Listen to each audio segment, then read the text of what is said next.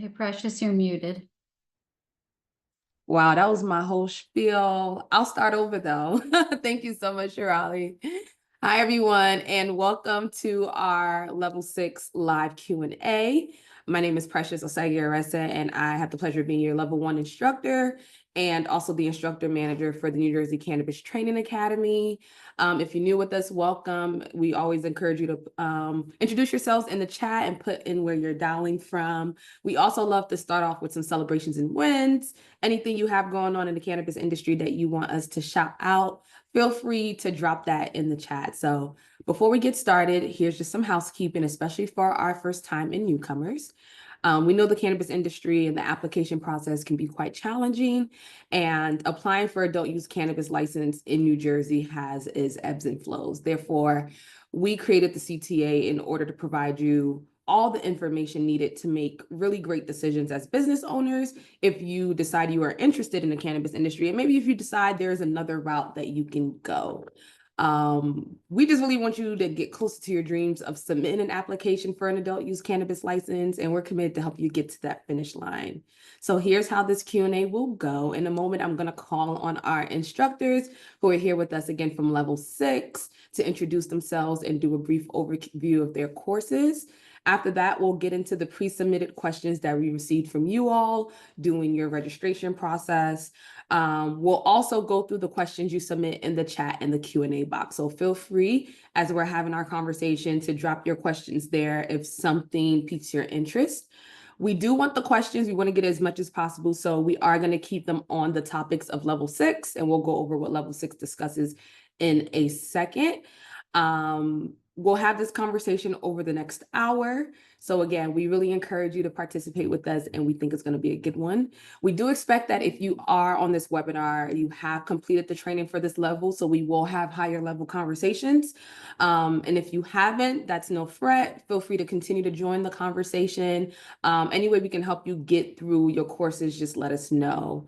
If you are new and you have questions regarding the portal or how to navigate the modules, you can also let us know that here in the chat. Otherwise, we'll proceed under the idea that you're pursuing the application and studying the content provided, and we will focus on those questions. So with that, let's get started. I'm so excited to bring up our Level 6 instructors, Shirali Patel and Patricia Walker. We are going to focus on Cannabis Plan and Management Profile, Regulatory Compliance Plan, Conditional Application Submission Checklist, Conditional Conversion Application Process, your business and financial plan, your operating plan summary, and business experience. And really, I'm really excited about this webinar because we're going to talk about the belly of the beast, the things that a lot of us have to go through to be in this industry, which is that conditional and that annual application.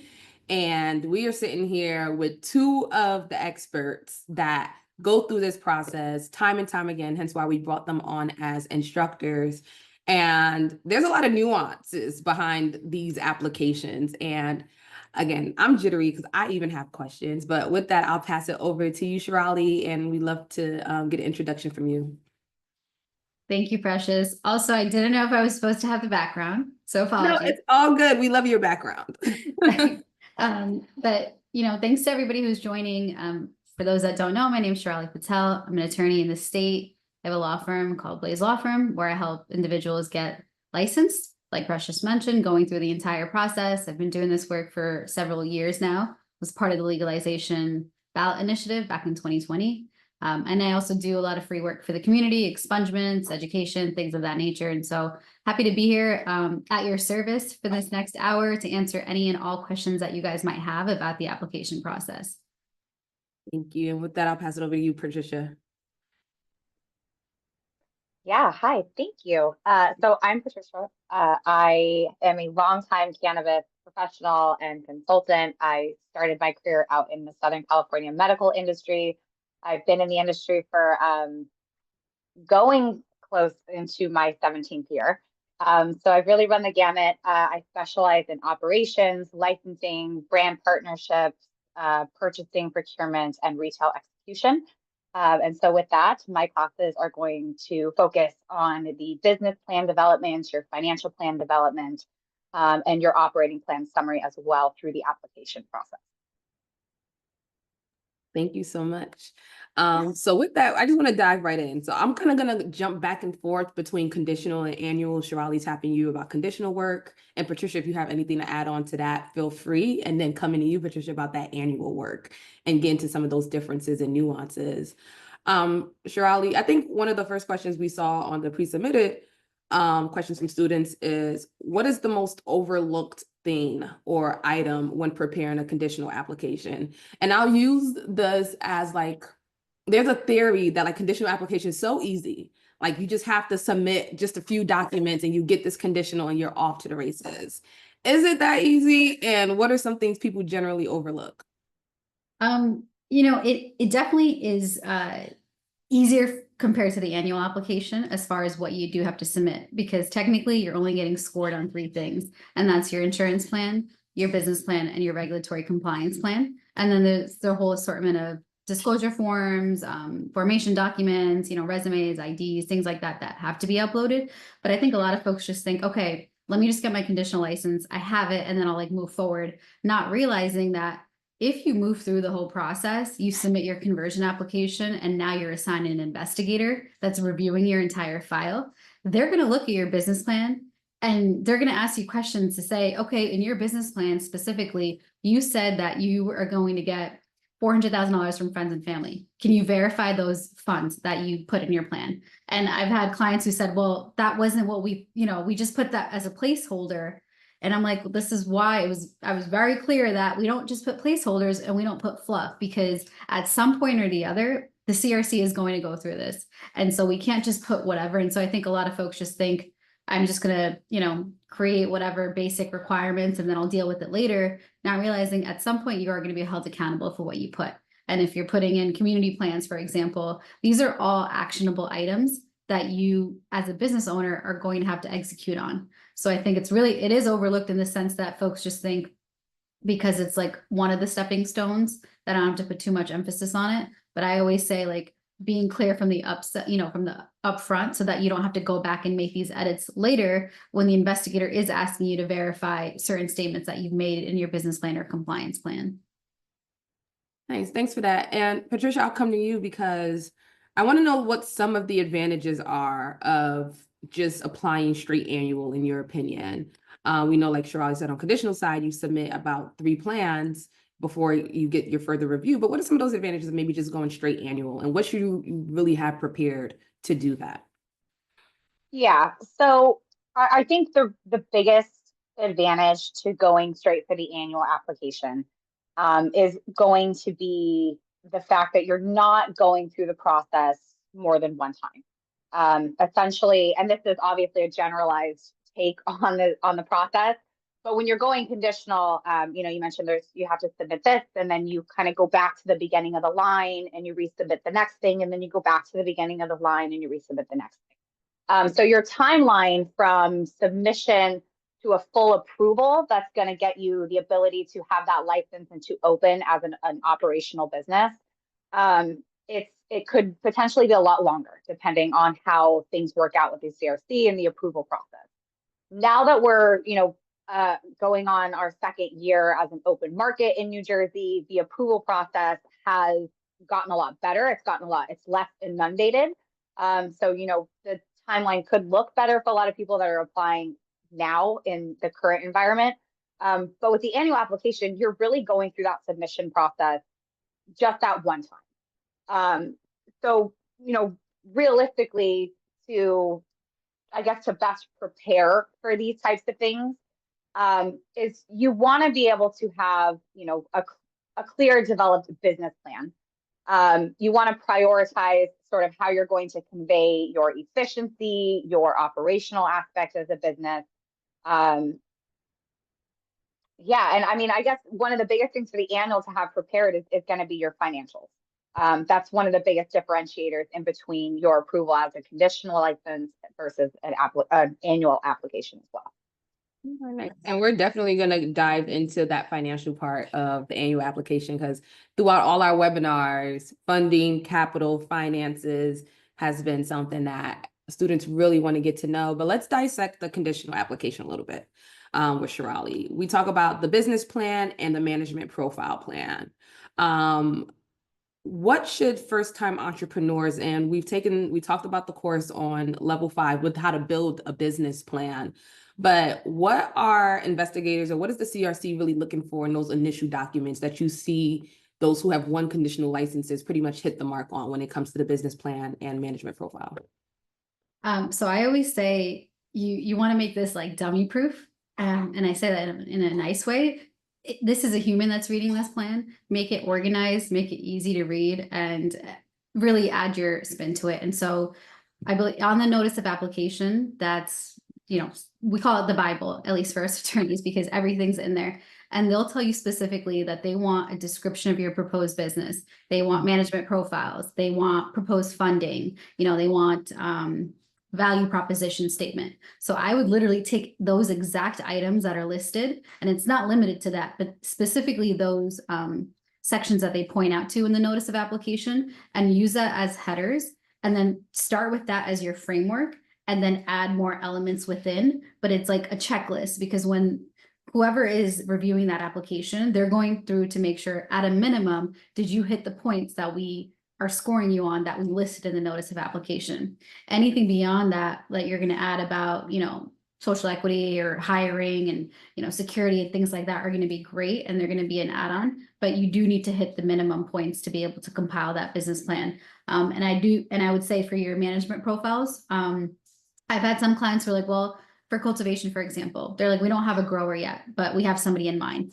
Okay, well, you do know what you want that grower to do, right? You have a job description for that grower. Yes. Okay, so let's add it in there. So we have a profile for themselves. And I like to provide a series of questions, like 10 to 20 questions per individual, to be able to create your management profile. And so think about it as like a quick snapshot about who you are. I was, born and raised in New Jersey. I've been a resident for 30 plus years in this county or this municipality. I do a lot of charitable, work in these different ways. This is my professional background. This is my skill set. I'm looking to apply for such and such license, and this is what I intend to do on a daily basis in this new role for the license purposes. That way, that's like a little bit of a snapshot. And then for those positions that you don't have hired, but should be included in your business plan, specifically like master cultivators or processors, you can add to be hired, and then the title of the role, and then put a description on the individual or that type of position that you would want to have. So that way you're showing the state that even though you may not have those expertise or qualifications for this license per se, you do know what you need to build or the type of team you need to build. And so I think that the management profiles are a place where you can really emphasize your skills, give them a little bit more insight about who you are, because the rest of the plan may be not cookie cutter, but it's more like, it's more standard, it's more business language versus the management profile. So I like to start with the management profiles first, because that's setting the stage for who you are, then go into your business. What is it that you're looking to do? Then talk about, proposed funding, value proposition, marketing plan, and then, anything else that you see that you should fit in there. Thanks for bringing that up, as well as part of the management profiles. What are some, especially because a lot of our students are first-time entrepreneurs in the cannabis industry, is there a platform or where can they just go and research what some of these roles are for your business if you've never had to hire, folks from the cannabis industry before? Is that something you just look around, research? How can you know what kind of team you're building if you never built that kind of business before? Research, definitely. I learned a tip, and this isn't just applicable for cannabis, but just in general. So publicly traded companies, everything has to be filed, by law through the SEC, annual reports, business plans, investor decks. You can Google like literally SEC cannabis business plan or SEC cannabis annual report. And you can see how publicly traded cannabis companies are building out their business plans and what roles and positions and titles are within their companies. That's like a really great way to see how some of the larger companies are doing it. And so that way, if you don't know, and as a smaller player, or especially as micro businesses, you're not even gonna have the capacity to hire beyond 10, for example, employees. And so you do want to start small, but and then also market research, we now have plenty of businesses that are operational. Walk into these facilities, whether it's a grow, it's a retail dispensary, and ask questions, ask to meet with the manager. You'd be surprised at how many facilities are willing to give you a tour, share information with you. Not everybody's that open, but I would say between doing the physical market research and then doing an online search for literally SEC Cannabis Business Plan to see what different titles are within their teams. I definitely think that's a gem because a lot of people don't think to look to our public companies that do have to display all that information that you can start to look at. I want to take a question from our Q&A box that asked, what about page limits for the conditional application? Yep. There are page limits. And so both the business plan and the regulatory compliance plan has a 20-page limit. That doesn't mean you need to hit all 20 pages. It just means you can't go over 20 pages, right? So you can condense it because 20 pages is a decent amount for a business plan. It's enough to get into enough to give you an overview and then a little bit more, but you're not going to, it's not like 100, it's not a 50-page business plan where you're going to be able to go truly like detail orientated, but 20 pages is sufficient, I think, to be able to hit the points that the CRC at least wants you to demonstrate. And then as far as like New Jersey is different in this sense where we don't publicly, our applications at the state level are not publicly accessible. You can't request an Oprah and look at our state applications, but there are other states that have applications publicly available. There may be certain redactions for personal information and certain different things, but you can actually view other applications to be able to get an idea about what to put in that. And maybe that'll help you with the page limits to say, oh, maybe I don't need this section or I should add this. But yeah, it is 20 pages. Thanks for that. Switching over to a little bit about the annual application. Patricia, I want to start on the operating plan. And same question, first-time entrepreneurs looking to get into the cannabis industry. How do you know how to operate this business and put it on paper? Is this something you hire, outside consultants for? Is this something you can find out yourself? So, I mean, it all really kind of depends on the direction that you're going. Do I think that you can go about it by yourself? I absolutely think that you can. I think research and doing your homework are going to be crucial in being successful in accomplishing that. Obviously the safest bet would be to, I think, go with a consultant that has done this before, that knows the metrics that align in the application process, to help guide you and coach you through the right verbiage, the right language, how you really want to be able to bulk out an operating plan, and to identify the things that are going to not only align best, but also hit on those specific parts of the application that often get overlooked for those that haven't done this type of process in the cannabis industry yet, because there are a lot of nuances. There are a lot of unique factors that go into cannabis business licensing specifically versus, another type of business that someone may have started at some point in their experience. I think either way, it never hurts to sit down with an expert at the very least, at least someone that can help guide you to how to kind of read that roadmap of being able to create the right business plan that's going to have the right metrics and hit those right points that are aligning with what the CRC is hoping for in these businesses. Yeah. And in that annual application, because the CRC looks at it in that one go, what are some dings you see people essentially get dinged for? Because it's all or nothing on the scoring metrics, right? You either get all the points on a section or you get no points. So where do you see people most falter on that annual application? Yeah, so when it comes to the operating plan summary specifically, I think, it goes back to the idea of there's certain things that are very easily overlooked when you haven't experienced it, when you haven't gone through these nuances of opening and operating a cannabis business. So really, I think it's about finding those specific operational metrics that will be included to show the efficiency and the compliance of your business. Like those are going to be those two main pillars that you want that operating plan to really hit on and narrate for the CRC, the regulatory office that's going to be grading and going through your application. I think some of the main ones, like some of those main metrics that I would name, I'd say one is going to be, inventory turnover, measuring the speed of inventory sales, avoiding overstocking, making sure, your product is on top of it with expiration dates, with damaged units, with being able to have your plan for what that inventory turnover is going to be, how you're going to manage it. Of course, the seed to sale compliance aspects, how you're going to manage those aspects. and make sure that you're reporting percentages of products, that things are being tracked correctly. What is your plan to operate that? Customer retention, especially when it comes to retail operations. People want to know how you are going to best be efficient and compliant and how you're running any type of customer facing, whether it be selling to wholesale customers, selling to retail customers. They want to know sort of the highlight of the metrics that are going to reflect customer trust, customer loyalty. And then lastly, I'd probably say, an aspect, again, fitting into that inventory pillar would be the waste management compliance. You want to include data that's going to show that it's adhering to New Jersey's cannabis waste disposal regulations, to all how that ties into your plans with inventory turnover and seed to sale tracking, and really how robust you can make this to ensure that even when things go wrong, your business can continue to operate efficiently and compliantly. Right.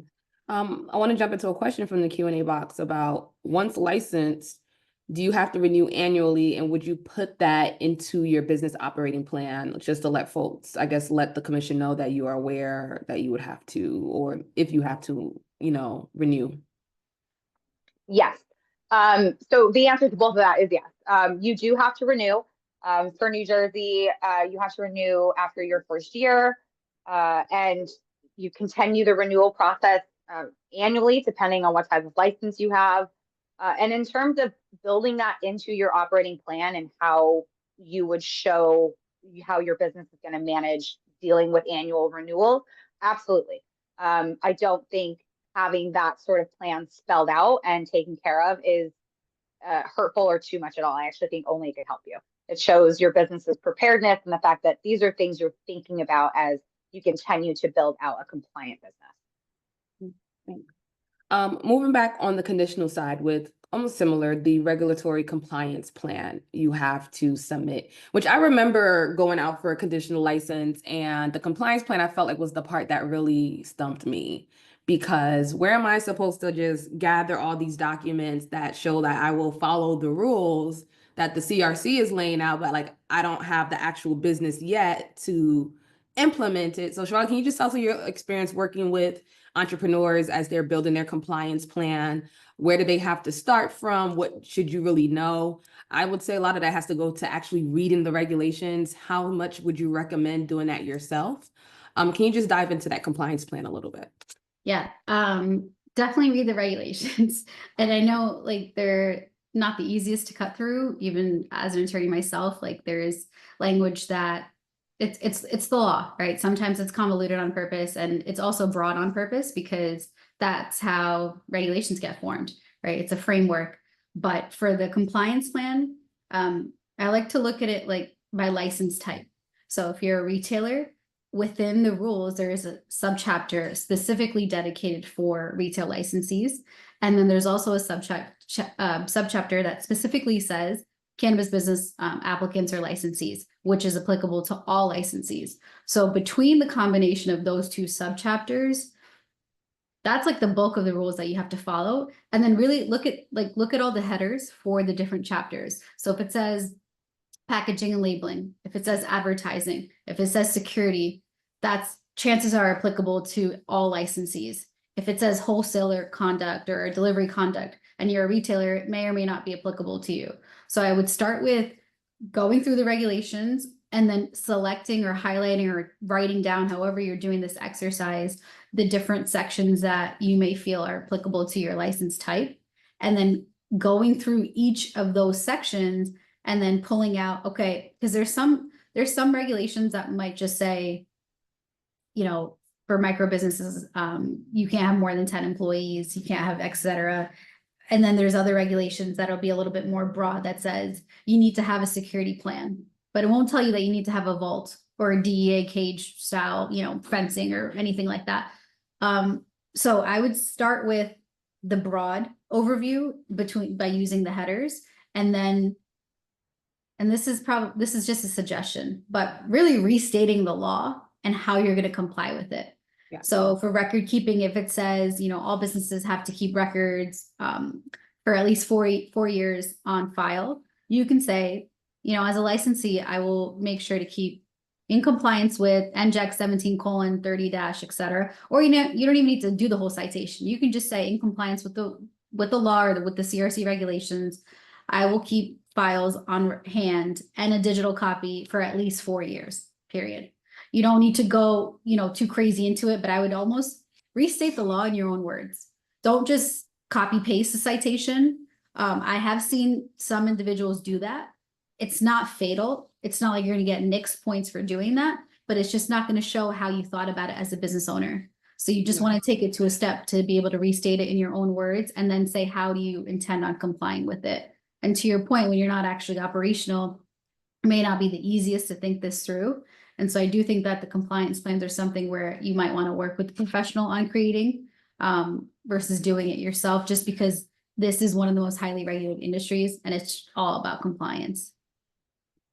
I want to take another question from the chat from Janet, who said, well, also in that compliance plan theme, do you have to be detailed in solving the problems, I'm guessing, of all types of things? In this example, she gave like overstocking inventory or maybe understocking inventory, or is it enough to just state it so that they know that you know what's going on? Like how, essentially, I would also add on to that question, like how specific do you have to be in saying, I'm going to solve this problem that you listed?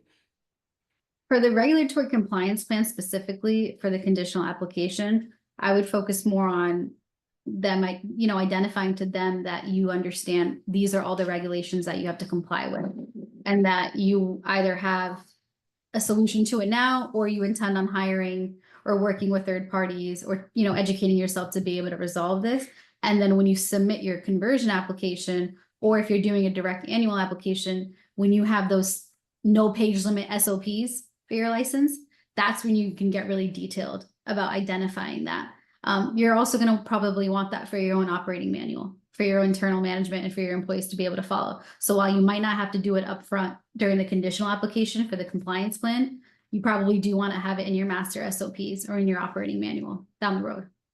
That's a good segue to the annual application. And Patricia, if you had anything to add on to that. But we have another question here about the business operating plan, which is like leading into the financial plan, right? Which is the part I know everyone wants to talk about. Like, how do you build that financial plan? It gets reviewed. How accurate do you have to be? This question says that, how much in the weeds do you have to go when describing your financial plan to the CRC? Like, for example, stating that they have a 50-50 share in partnership. Can you just walk us through that financial plan in the annual application, what it entails and how one should be prepared to put it together?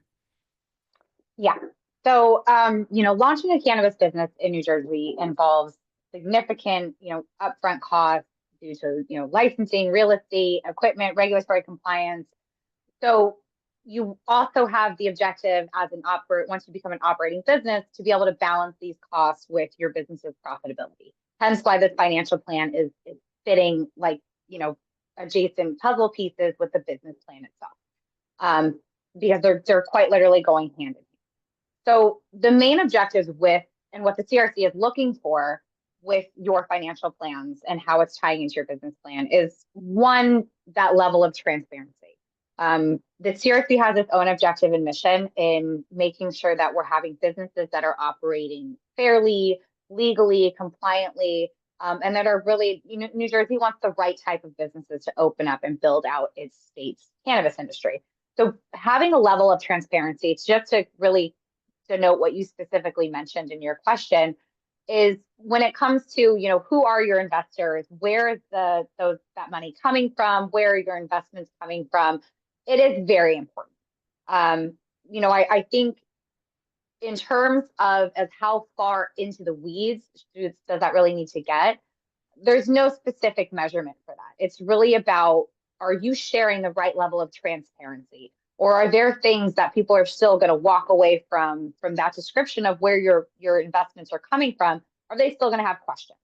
And I think if you can't answer that question, or if you can't confidently say, no, I don't think someone's going to leave this without any, open-ended questions about where this is all coming from, then I think, yeah, you need to build that out more, because your level of transparency might not be where it needs to be for you to feel confident. But your other side of the objective in the financial plan is you're trying to create something that's going to balance, again, those initial high costs with launching a business, and that need for profitability. So you want to show something that is prioritizing efficiency, focusing on lean operations initially, how you're going to really create a sustainable business based on that financial plan, especially getting through those startup and opening hurdles with finances. You want to secure diverse funding. How are you going to use a mix of equity investors, loans, grants, whatever is available to you, especially as a small business or any type of state-specific funding program. New Jersey has had its own state-specific funding programs. So being able to show, again, diverse funding shows that you have a little bit more of a sustainable revenue, not revenue stream, but investment stream in your business. You also want to look at how your financial plan is going to consider things like phased scaling. You want to build your business in stages. Again, focus on lean operations initially so that you're showing you're building a foundation and you're on the path for sustainable growth with your business in the financial plan that you're putting forward. And then, of course, with everything, but particularly with your finances, particularly with a cannabis startup, you need to also account for contingency planning. So look at building some kind of reserve. How are you going to plan for building a reserve? What does your contingency plan if investments fall through, if more expenses come up that weren't initially budgeted for? So that contingency plan is going to show, again, that you are thinking ahead, that you're trying to open and operate a business that's going to last. Thanks for that. And I think for anybody else interested in learning more about how to build that financial plan in the level 5 course with our other instructor, Devin, he talks about building out your financial projections and how you can include what your startup investment could be, what to expect, and how to like build out a plan that'll mitigate risk. If you're looking to be profitable in cannabis, which we all know, it's there, it happens, but there are intricacies, one of them being 280E. So I encourage everyone to make sure you go back, take a look at that course. It'll definitely help you figure out how to plan. I'll have a question in the Q&A that I think both of you can answer. I'd love both of you to chime in for. Cures. What are cures? Why do they matter? And what are the impacts of cures? And how do you advise teams handle cures when they receive them from the CRC? And Patricia, I'll start with you and then Shirley, come back. Yes. So in short, an application cure is essentially a needed correction. So it's not a rejection necessarily. It's really them kind of just bouncing an application back to you, saying this can't go through the approval process fully until these things are fixed. And those can happen for a myriad of reasons. Reasons that can be small because certain details or even signatures or different little nuances were left out that need to be fixed and added in. Or they can be things like certain aspects of information that are, required by the CRC in these applications were not submitted correctly or weren't submitted at all. And so again, in summary, the best way to do it is really, the CRC is not, and Precious, you said this in the very beginning, the goal is we want you to get a license. We want you to open a business. We want you to be a part of this market in New Jersey, in other states, and in the continuing growth throughout the United States of the cannabis industry. I think our goal as educators and professionals in this market is exactly that. And the same thing goes for the CRC. They want to see businesses open in the New Jersey market. And so they're giving you the checklist and they're giving you the roadmap. And to echo something that was said earlier as well, looking at the regulations, a lot of times, like when I build out SOPs and operating plans, and I deal with certain remedies that come with cures, we're taking almost verbatim what the regulations are saying, right? We're citing what the regulations are saying because that's your roadmap that tells you exactly how to get this done. And so a lot of times the best way to kind of handle the cure is to follow that roadmap of what needs to be corrected, what information is missing, and kind of how to shift your application back onto the right roadmap to get it through the full process with the CRC. And Shirley, can you talk about cures? Have you seen them on the conditional side? And are folks usually surprised when they see it? Is there a level of panic? Like, how do you help your clients handle cure letters? I think there's definitely like just a little bit of panic when they're like, oh, I got a cure letter, like, you know, and it seems like somewhat of a big deal, but like Patricia mentioned, it's not always like a big thing. It could just be your driver's license was expired. Can you upload a recent copy? So now it's like triple checking that CRC portal to make sure like, all right, did I submit the preceding tax year's, preceding year's tax return? And if I don't have a tax return, which I've had for some of my social equity clients, like they just got released from incarceration in 2021. They have no tax returns. All right, well, we're going to prepare a letter from your accountant, you know, that says you don't have tax returns. So like if there's asterisks on that portal, that means that there is a document required to be uploaded there. The portal itself does have some mistakes because there's sections where it says, proof of social equity business. Well, if you're not a social equity business, you have nothing to upload there. But you shouldn't just upload a blank. You should upload a document that says not applicable, not a social equity licensee. You know, same thing for labor peace agreement. If you're a micro business, you don't have an LPA to submit, just put a little one pager that says not applicable, micro business. So always pay attention to those asterisks so that you can avoid a cure, and double check all your documents, specifically government IDs. And then I've also seen cures happen with proof of residency. Whether they didn't submit an ID, for example, and they submitted like a utilities bill, but that was in the name of somebody else. That'll just be a quick little mistake. So I just look at it as an opportunity to correct a potential error or mistake, or, something that you might have overlooked. And the state definitely is looking to help folks get licensed. So it's not a rejection. It's just an opportunity to cure it. The sooner, the later, and everything is communicated electronically. So the person whose email is the point of contact, that email should be monitored periodically, because I have had in the past somebody who just created a new email specifically for the application, but then never monitored that inbox. There is a time period by which you technically are supposed to cure the information.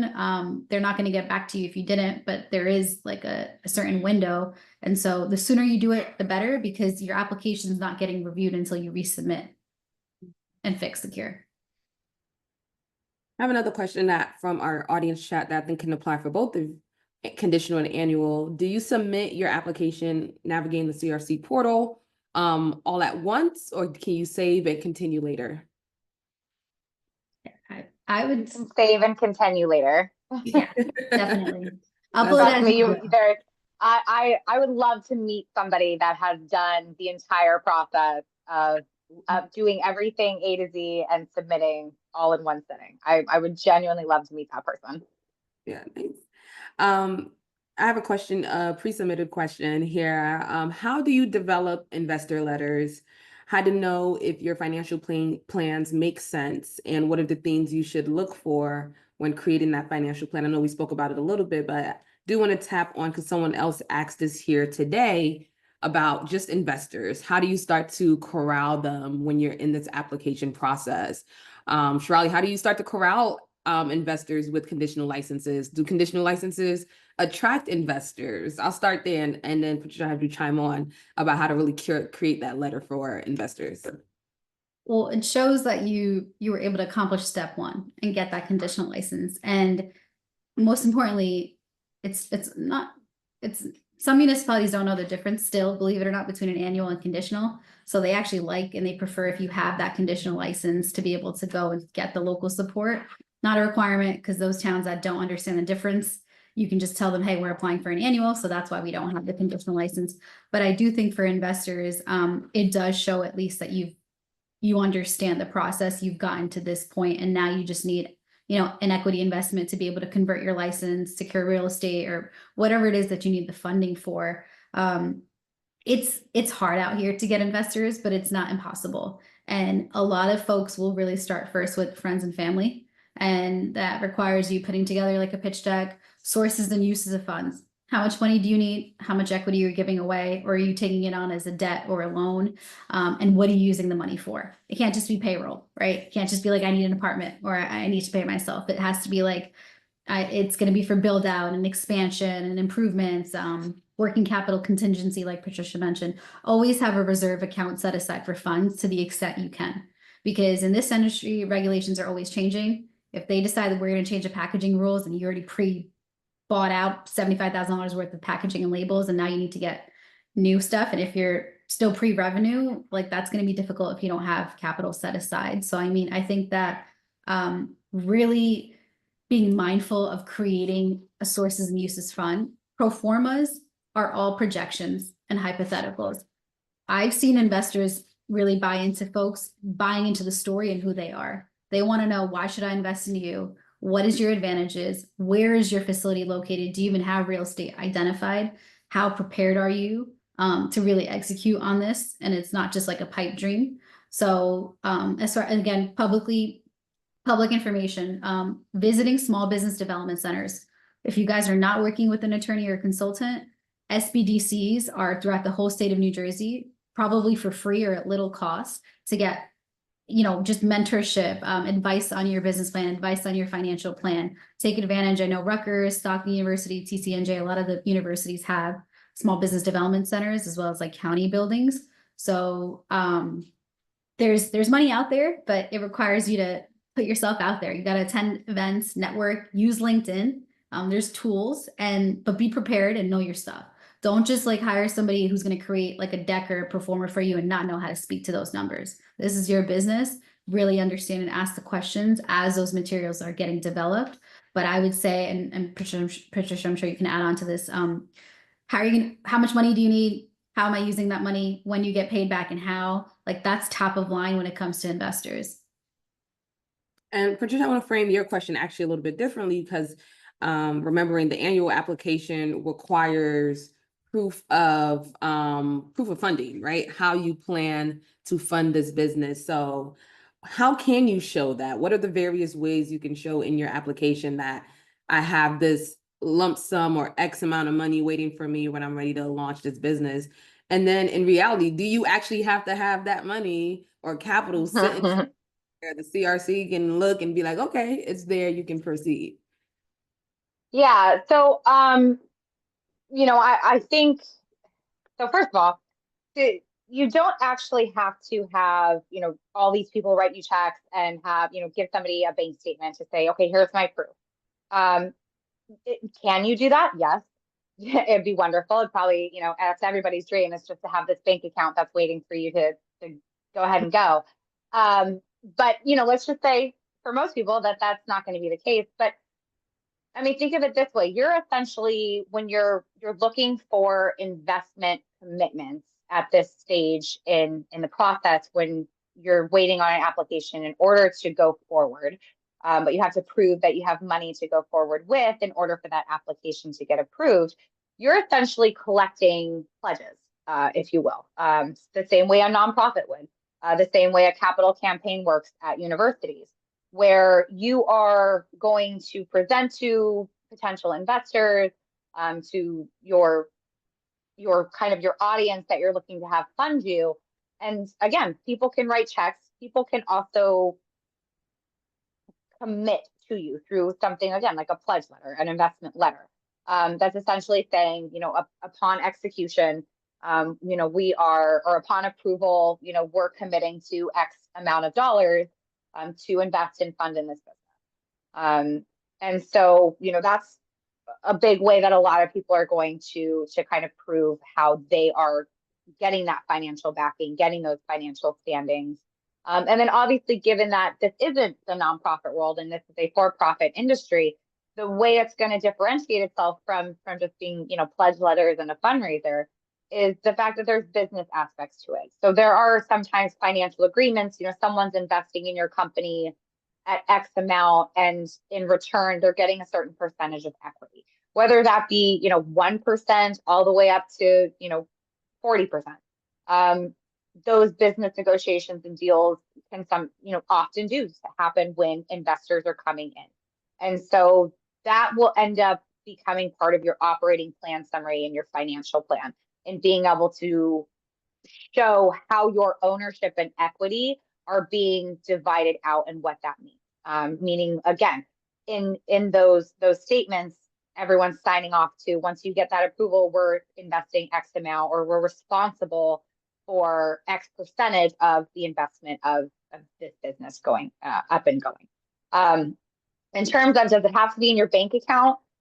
No, but you do have to show that you have a financial institution that you are approved by and that you're working with, and that is very, very aware of what your business does. Meaning when the CRC comes to them and asks them, does whatever, does Precious Cannabis have an account with you? And they go, I'm sorry, Precious what? No, nobody wants to have that conversation. And so that is the one thing that they really is an absolute mandatory green check. But as far as, if you have $2.5 million in commitments, they're not going to ask for a bank statement that shows that you have no less than $2.5 million in it. Because again, those business deals and those investments, however you work them out, especially if you're going to look at diversifying in a sustainable way, they're going to work themselves out differently. People might commit to, we're investing X amount in your build out, we're investing X amount upon approval, we're investing X amount once your doors are open. They're all going to look very different depending on the type of negotiations and deals that you work out. The really important part, like I mentioned earlier, is making sure that those plans, those commitments, and those agreements that you're making are going to be built into your operating and your business and financial plan. Thank you for that. Precious, yeah. If I can just comment real quick, because somebody put in the chat that SBDCs get federal dollars and they can't help cannabis businesses applicants. You don't even need to mention cannabis when you're trying to get help with the business plan or, like financial overview, because you're asking for general business help. And I think that is something that's a really common theme with newer entrepreneurs. They're so hyper focused on cannabis. This is a business at the end of the day. It needs a foundation and structure like any other business. Get the support to actually run a business from those SBDCs, general help about here's business plans. Like, do I have the parts I need? You don't have to mention cannabis, but I think it's like shifting the focus from just cannabis to like, I'm about to be a business owner and what does this really entail?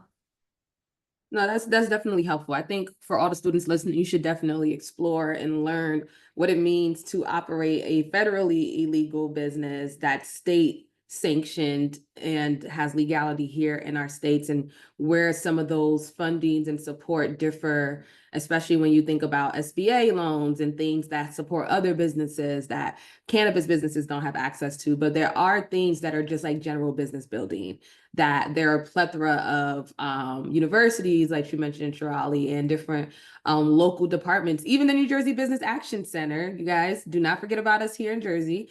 You can still call the New Jersey Business Action Center and ask them basic questions about, hey, this municipality or this town or Chamber of Commerce's information is wealth. That is always be how you can make best decisions. So I encourage everybody to do all the due diligence and research you can possibly humanly find. I want to spend the next couple minutes talking about the conversion process, because I know this will touch both.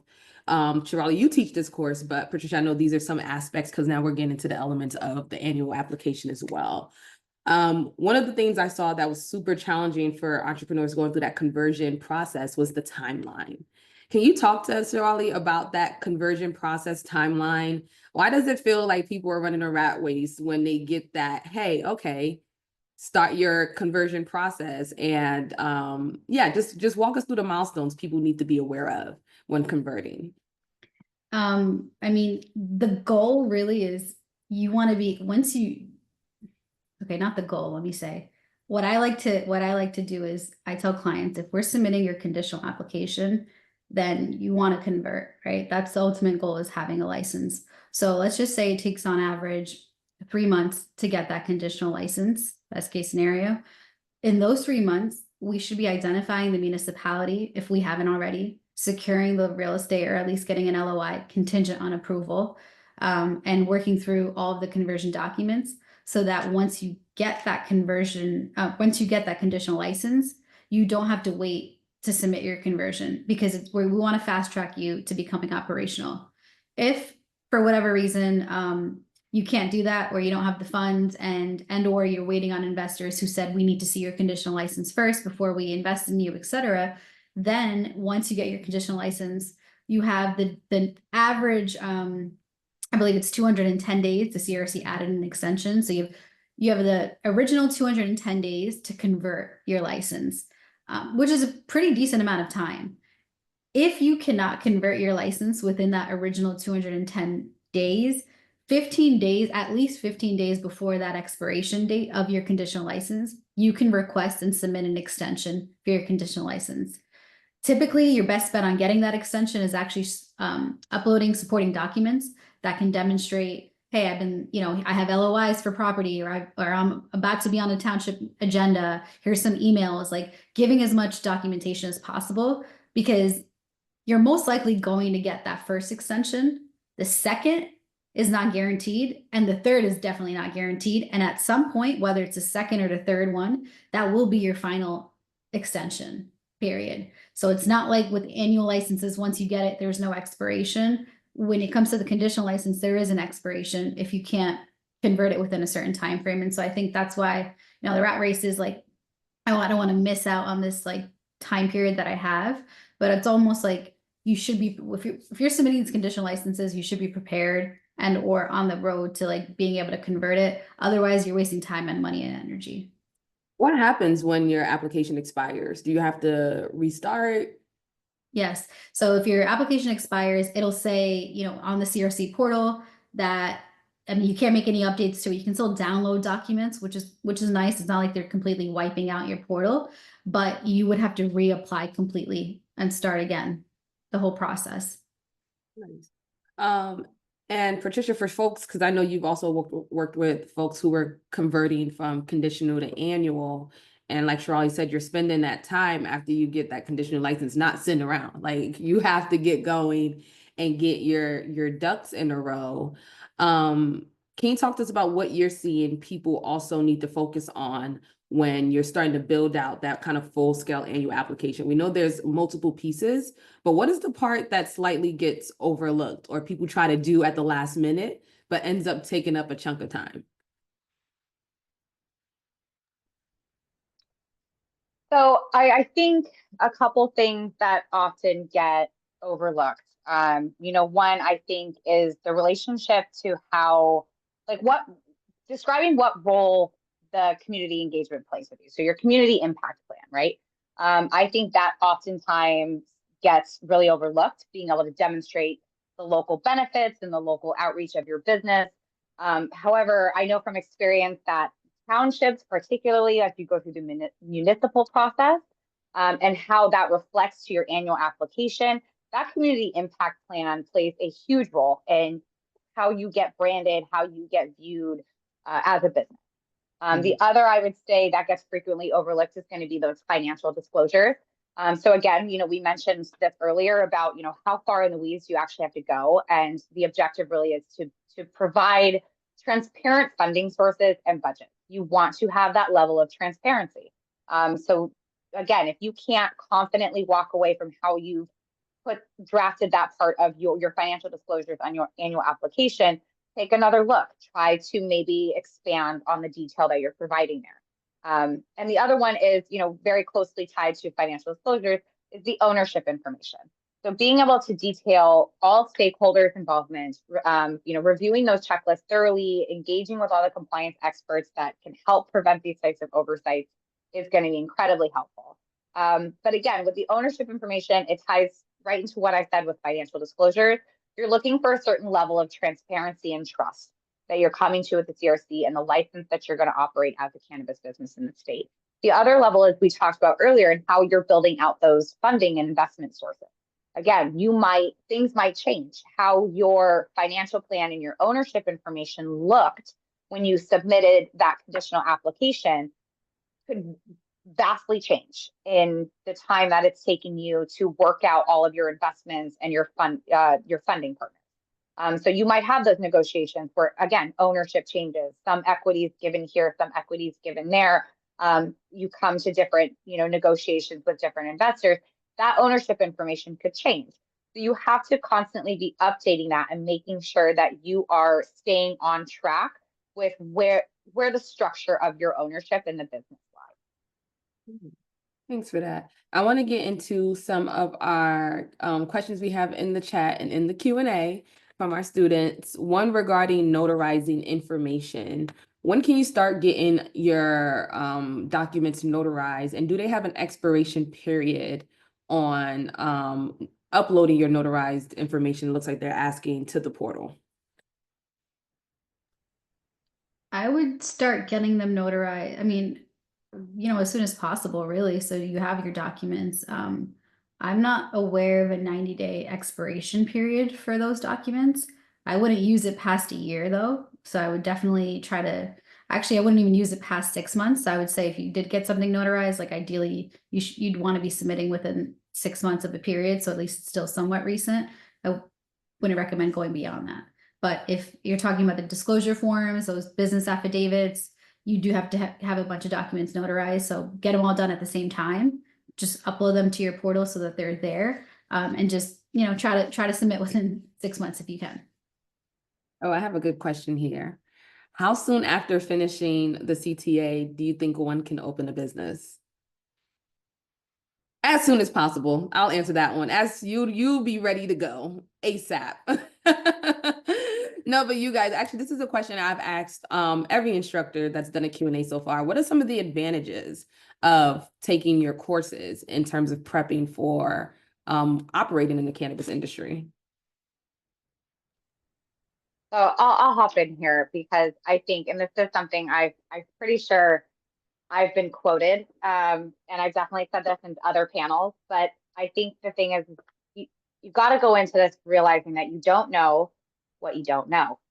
And the biggest advantage of being able to be in something like the Cannabis Training Academy and really doing your homework and your research is that you are best preparing yourself to figure out what you don't know. You're figuring out how to be prepared for the challenges, how to, like we've already gone through, what are things that are most often overlooked. I know that answer because I've watched dozens of people and applicants overlook them. I've dealt with people that are managing the cure letters that I've seen repeatedly. I have a list of all the common cures and mistakes and overlooks that I go through with all of my clients. And so the advantage to being here in this kind of course and this kind of training is that you're getting all of that up front. So you don't have to wait until you make the mistakes to figure out, oh, here's something I didn't know and I got to figure out how to fix this or how to get to the other side of it. Yeah, you're already equipped with the information and access to resources. It's fresh in your mind still. So I would definitely agree. The sooner the better. If you're already here, that means you're interested. And so taking advantage of all of this fresh knowledge. And you're not going to know everything. Nobody knows everything. It doesn't matter how many years, this is such a evolving industry and we still don't even have federal, that it's okay. You can, but set your foundation, and know that you have to ask for help when you need it, and you need to ask the questions because nobody knows everything. So don't ever feel like, oh, I'm scared or I'm hesitating. You've put yourself in this position, you're gonna figure it out. You have the means to figure it out. So it's just stay focused. You're here at 8 p.m. so it definitely means something. I think you're ready. I have one more question, and this one is actually a little funny to me, but maybe we can predict the future. Someone said, so I started an application some time ago, and it's such a tedious and extensive application. It requires so many subparts and plenty of details. Is there going to be an express application available? What do you guys think? Is that in the future of New Jersey cannabis or cannabis in general? Is there going to be maybe one-pagers folks can do to maybe get licenses one day? I highly doubt it. Yeah, I agree. I don't see it coming. And I don't mean to interject myself. I'm sorry, Shirley, but I just want to put one thing out there. If you look at other regulated industries like tobacco and alcohol, they don't have express business application processes yet, and they've been around for a lot longer, and they're a lot bigger. Yeah, exactly. This is too many regulations, too much at stake. While even federally legal or not, I think it's just you're investing so much capital, you're getting state and local approvals. It's contingent on you being successful. There's no there's no express way to getting this. Nice. I actually have one last question here that I want to bring our executive director, who's actually been in the chat, Tawheed Chapel, to answer. Is there a certificate to people who complete the CTA? This shows commitment. Tahi, do you have an answer for that? Sorry, just joined. Y'all are throwing me on the spot here. What was the question? Is there a certificate to people who complete the CTA? This shows commitment. Yes, a certificate is coming. We are working on that for levels 10. For those that are going through the portal, we have up to level 7 currently configured. We are working to get levels 8 through 10 configured by the end of the year. And yes, we do hope to have a nice little digital certificate that you can print out, frame, and maybe even use within the CRC application too. So stay tuned, it's coming. Thank you so much for that, Tauhid.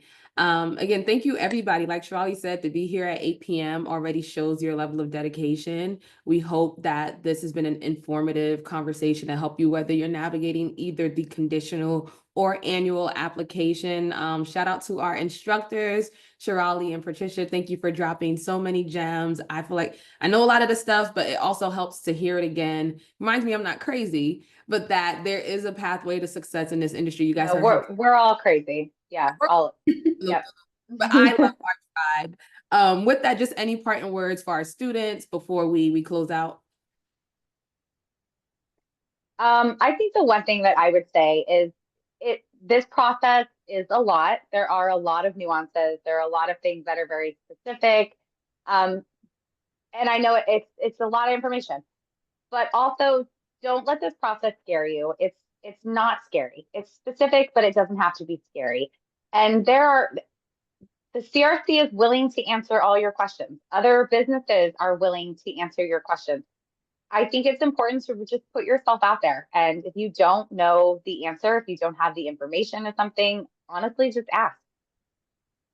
Yeah. And really invest in yourself and your education like you are tonight. And know your why you're doing this. This isn't something that you're going to get rich overnight or, quickly scale. Like this takes time and dedication. So just constantly reminding yourself why you're doing this and building a team of people that you can trust, because there is a lot of misinformation out here. But fortunately, this space is not one of those. So, I mean, kudos to the state for creating this program. But yeah, I think investing in yourself and your education and just knowing that there's no, you're never late to the game. Your opportunity is always going to be there when you're ready. I got a little something too, Precious. Especially for everybody who may watch this or rewatch this. Listen, take your time through the program, continue to rewatch the videos, look at the PowerPoints, download the supplemental information that comes with every level. Folks, there is so much information that we're providing at no cost. And also reach out and connect with our instructors. Some of them do offer some paid services, some do offer some consulting services as well. You can talk to them outside of the portal as well. But we had 250 people apply for instructors. We chose 25 of them. These are some of the best people from around the country, and they're here for a reason. So if you have further questions, reach out to the CTA. If you want to do consulting, find our instructors. You can find them on LinkedIn. Utilize us and leverage us for your information needs too. That's it. Thank you so much, Tari. So much information. I'm so happy. Again, thank you everybody for spending your Tuesday evening with us. We have 2 more webinars coming up this week. Tomorrow, Tauhid is actually leading a conversation with the New Jersey Department of Environmental Protection, have a conversation about what environmental impacts are happening with cultivation and manufacturing now that it's online. And then on Thursday, we're back here at 6 p.m. with our another level 6 instructor, James Jackson, talking about all things insurance, which is a super big part of the conditional and annual application. So I hope you all will join me then. Till then, everyone have a good night and continue to go through the portal. Bye. Bye.